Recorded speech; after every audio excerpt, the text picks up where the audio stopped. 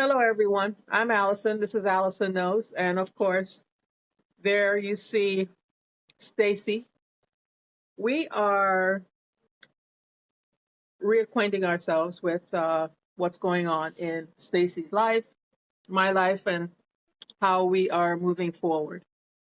So, Stace, say hi to the people. Hi, y'all. How are you guys doing? I've been doing okay. Looking kind of rough Can you right tell us now. about it? No, you're not rough, About babe. So tell us about about it. what? How are you feeling?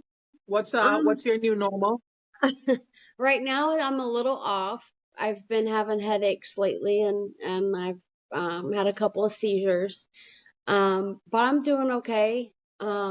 Today I've been really tired, just really, really tired, but I'm doing okay. Okay. When you say you're tired, is it sleep tired or is it um I don't know, um exhaustion? What kind of tired? Can you Um, identify it for us? no, I can't. Okay. I can't. I can tell you All right. when I have seizures though, it takes a lot out of me though. And I think that it goes without takes a saying. while to recoup. I think it goes without saying that it does take a lot out of you. Really quick on my observations though, I would say this. Your number of seizures have gone down significantly. They're not as many as they used to be um about 6 months ago. Um, because I think you started this year, you had um a couple regular ones the beginning of this year, but I think you've tapered off a bit. I would say right now you're probably at two seizures per month, maybe.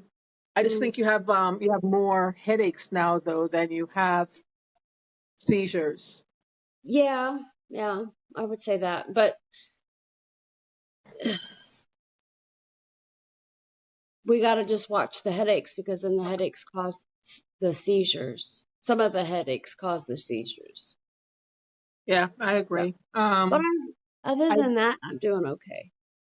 Yes, and I'm very grateful that you are here and that you are doing okay. Now the reason that we recorded this is because we wanted a new video to upload to our podcast and to just basically check in, FaceTime, Because we haven't face. checked in a hot minute. I think it's a little bit longer than a hot minute, but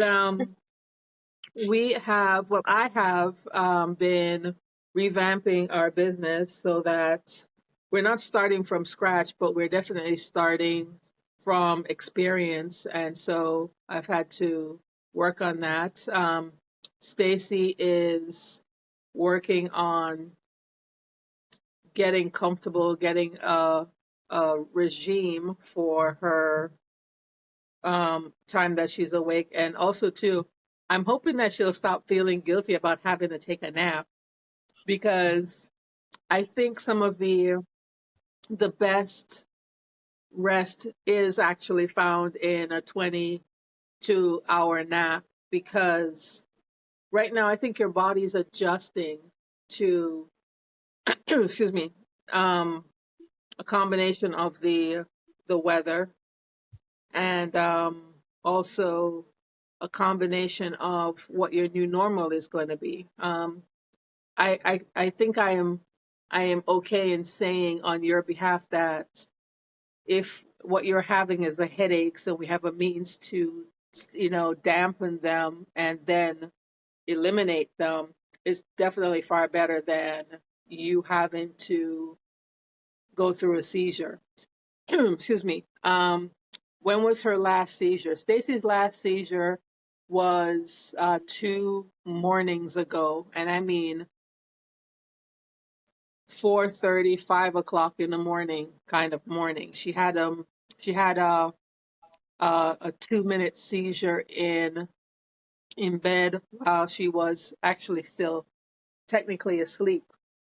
Excuse me. So I kept an eye on her. She actually didn't wake up to, respond to my prompts, but based on her breathing, based on, I think, way too much time being experienced with them, we have, gotten to a place where she is, she was fine going right back to sleep. Um, the additional reason that we are doing this video is I have started a school community, and it is called Seizure Strong Caregiver. And it is designed not just for seizure disorders and epileptic warriors. It is designed for the caregiver that has to take care of the seizure warrior, because sometimes we tend to ignore ourselves. And I found that conversation helps a lot, especially when people are in the same, excuse me, um, arena, for lack of a better word. But when I post this video, it's going to be posted both on YouTube as well as Substack, as well as Skool. And it will also have the links of each platform. Why? Because it is a new school community and we want to encourage members.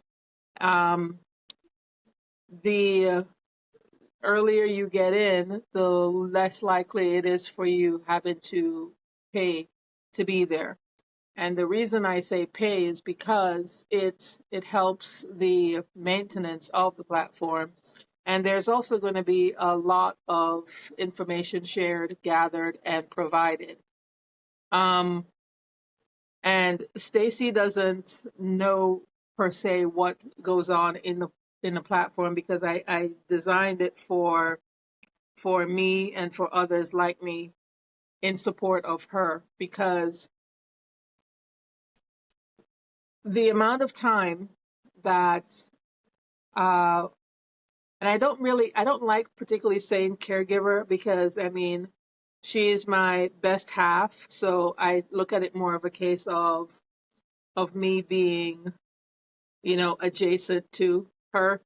But as a caregiver, when her seizures started occurring in 2012 to present time, a lot of what we learned, we had we had to learn, unfortunately, on the job, if you will, or should I say on the case, if you will.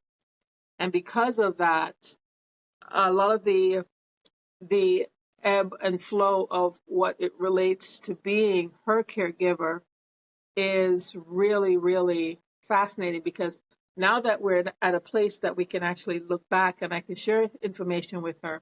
And I try not to share too much, because there are two things that she'll say, and I can tell when I look at her eyes when I say it to her, it's almost as if she's like, I can't remember that. And then a part of her feels like, at least that's what's telegraphed to me anyway. A part of what I see is her saying, why can't I remember that? So I try not to, um, beat her over the head, if you will, with the information. But through the time of doing this, which technically has been 13 plus years, and if you notice, she look at you. You look very sleepy right now. You're definitely looking very small-eyed. We won't be long. We have about we're probably going to be on for another 5 minutes, maybe. We're not going to be on too much longer, because this really was to check in. But I will say that the information that I now know of how to care for her and how to look out and pay attention to what's going on with her, I really wish I had someone to literally hold my hand and walk me through the process, because it was definitely nerve wracking. It was definitely a lot of pressure. Excuse me. It was definitely a lot of times I felt isolated because there are times that she would have to be in the hospital, and much of what occurred with her too started around about COVID, and a lot of that entailed me being separated from her. And as we've been together almost 20 years, right, babe? 20 years, almost 20, two to three maybe a years. little bit more. Yeah, Yeah, maybe it feels like a little 100. over. Yeah, but a little over. Yeah. So um, during our entire time together, I think we probably have slept apart from each other before the COVID incident, maybe twice. Once when you had to go up north, and when you used to travel. But I mean, it was fine then, but then with the exacerbation of what transpired, the point I'm getting to is the information that 13 years has produced in this particular circle, I know will help a number of people. At the very least, I know it will reduce the degree of anxiety, of stress, of concern, of worry. And it will actually put you in a position of being more mindful, being more focused, being more aware. Because in the entire time that I have been exposed to Stacy's seizure disorder slash epilepsy, she has she has literally needed from me CPR 3 times. And she has come close to not breathing on her own 5 times. I don't necessarily want to say that she came close to dying. I don't. That's negative to me. But her rhythm was interrupted significantly enough for it to factor in her existence. Let's put it that way. So when you swing by the skool community, consider joining, consider sharing that information with others. Let us grow this community, because right now we are actually in an environment that external adjutants are adding to our anxiety levels. Well, And I think what we need is a platform that has not only a platform for caregivers to come on, but also the patient to come on, so that the caregiver can know what the patient feels, and then the patient, me, meaning the person that has the seizures, can tell the caregiver how they feel. And because even though the caregiver thinks they know how we feel, they really don't know how we feel.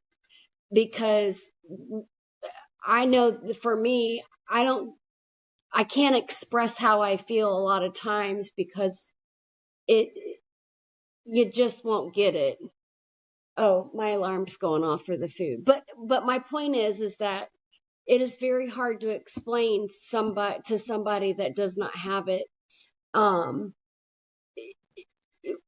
it's just not. It's an everyday occurrence for us. It's all day, every day that we feel the way we feel.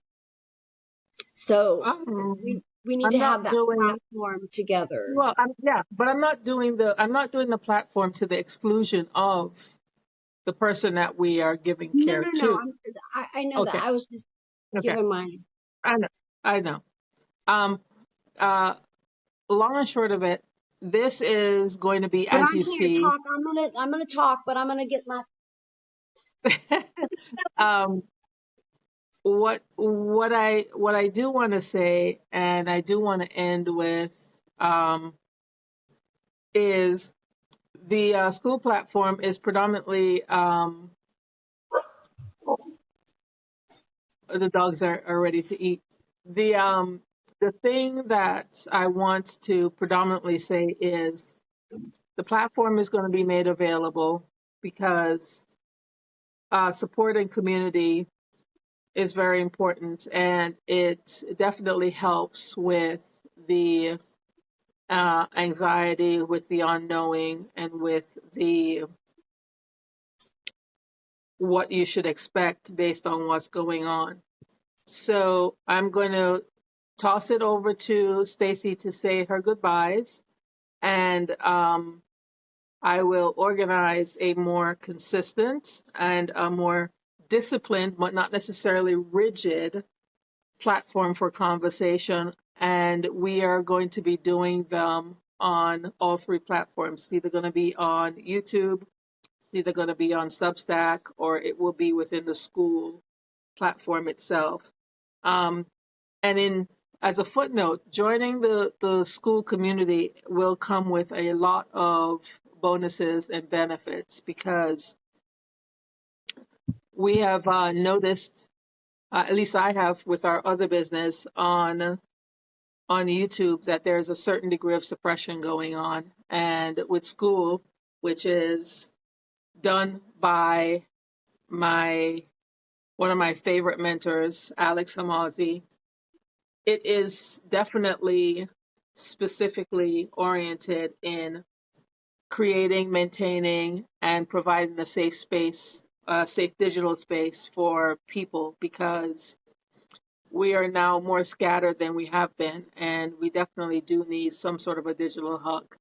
So I'm Allison. That's Stacy. Go ahead, sweetheart. I leave you with, let's see, some little homework. Talk to people, learn about different types of seizures, or people in your neighborhood, or maybe somebody in your family. Talk to them and ask them questions, and see how they feel, and see how the caregiver feels. I'm sure somebody in your family, or your friends, that and ask them questions. And or maybe you do have somebody in your family and you're just afraid to ask them how they feel about taken care of, or how they feel about the seizures. But we need more information and people to be more aware of the epileptic and seizure family, because not a lot of people are aware, and there's just not enough people fighting for and getting more information for us. So I leave you with that, and I'm gonna finish my food because it looks delicious. So I love you, baby. I'll be in just a minute. All all right, guys. right, Thank you for tuning in. bye guys. Bye.